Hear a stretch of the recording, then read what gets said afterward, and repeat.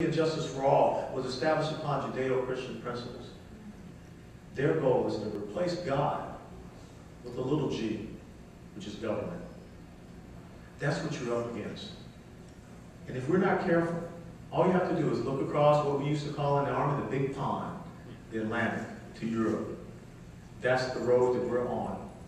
Unless we can come back and understand who we are.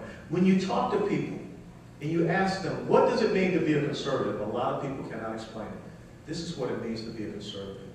Conservatism is the interaction of life, society, and governance that promotes the advancement of the individual by adhering to the basic constitutional principle of liberty. We don't believe as conservatives in collectivizing Americans. We don't believe in balkanizing Americans. We believe that you have a great spirit. You have a great spirit. You have a great spirit. As I tell folks so often, when Americans wanted to extend out west and expand this country, they never went to the government and asked for a wagon. They didn't ask for a horse. They didn't ask for a bag of flour. And no one asked for a bridge to be built over the Mississippi River because they found a way. And if we're not careful, we will lose that sense of individual responsibility and accountability. And we will become a country of victims. We will become a country of people that are dependent. And when people are dependent, when people are despondent, when people are depressed, they don't look inside of themselves.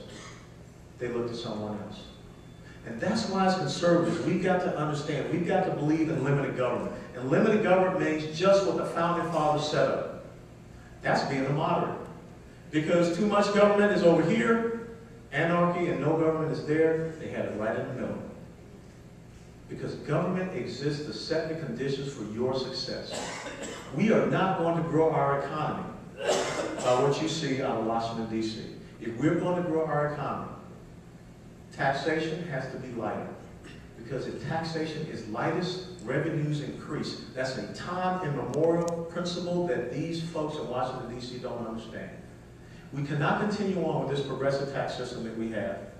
That's why I believe in a flat tax, 13% across the board, no deduction.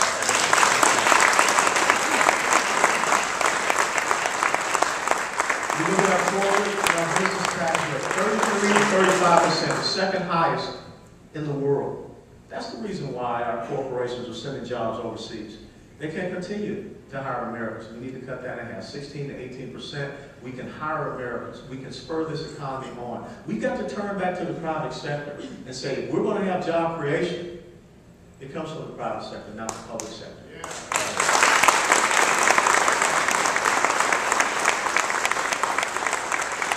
Capital gains tax, dividends tax, estate tax should be eliminated. When you talk about stimulating the economy, the number one way you can stimulate the economy is not by the government coming down with stimulus packages. Japan tried stimulus packages 9 times, and look what that did to their economy. You want to stimulate the economy? Suspend payroll taxes. And think about the money that goes into the pockets of the employer and the money that goes into the pockets of the employees. If we continue on and allow legislation that was just passed with this health care, where 111 new government agencies are created, 12 new taxes have been created, you're just going to continue to take more and more from the American people. And just like Ayn Rand said in the book Atlas Shrugged that she wrote in 1957, the production class will eventually stop producing. That's why we've got to have limited government. That's why that's the number one principle for conservative thought and ideology. The next thing we've got to do, we've got to be serious about our national security. When we sit around at the table and we start talking about dismantling our nuclear arsenal, which is the number one means by which you can deter enemies, you're sending weakness out. When you sit around and you refuse to call the enemy who they are, Muslim extremism, Islamic extremism, jihadism, terrorism, you just told them that you're afraid of confronting. You told them that political correctness is more important than protecting the American people, because one of the mandates in the Constitution is to provide for the common defense. It is not about being politically correct. It is not about being tolerant of the intolerant.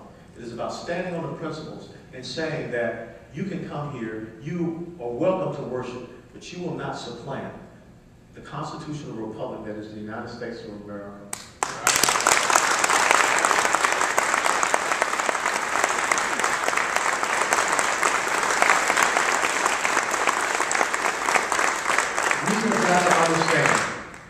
free market is the engine that made this country what it is in 233 years. We've got to look at the private sector and say, yes, there's risk involved in running business, and it's your responsibility to mitigate that risk. We cannot allow American taxpayer dollars to come in and get involved in the private sector, because as soon as that happens, then the government has controlling interest. The government has say-so into the private sector. We've got to, once again, go back and get to being a country that is manufacturing. We have to get to being a country that is producing. We have to get to being a country that is hiring Americans. We can't have this illegal immigration issue anymore. That's killing us. It's a national security issue. It's a taxation issue. It's a jobs issue. It's an economic issue of huge proportion. It's an education issue. It's a healthcare issue. It is all of those things.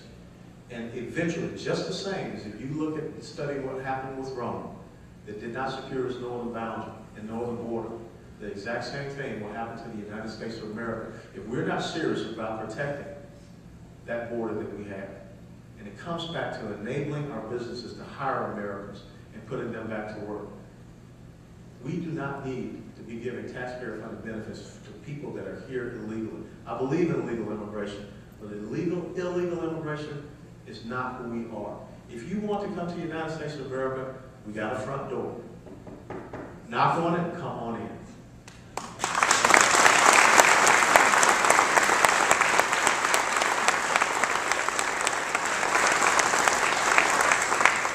Conservatives believe in leadership, but we don't believe in leadership by entitlement.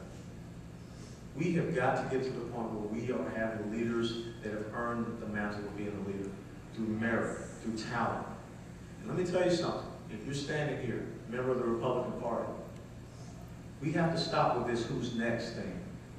We have to start looking at the next generation of leadership that can inspire young Americans. What happened in 2008, if you have not read Saul Alinsky's Rules for Radicals, you need to break it out and go through it page by page, line by line. The most important part of campaigns and elections now in the United States of America is image first. If you're going to capture young people, if you're going to capture the crowd, you have to have the right type of image. If you can win the image war, then you have to then win the message war. We win the message war. We've got a far better message. We have an American message. It's a principle message. But if we continue to run people that cannot connect with the American people, cannot connect with the entire broad spectrum of American people, that do not resemble the American people, have not shared and suffered in the same types of trials, tribulations, and consequences as the American people have, we're going to continue to lose. And we're going to continue to allow them to paint us into a box. They have been defining us for too long. It's about time that we step up and define who we are as conservatives in the United States of America.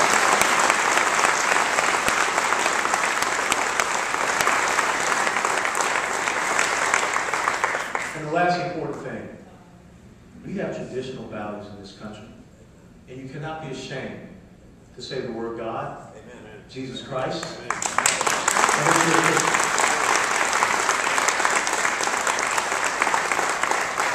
We must have leaders that understand our connection to our greatest ally in the Middle East, and that's Israel. What we're doing right now to Israel is absolutely reprehensible.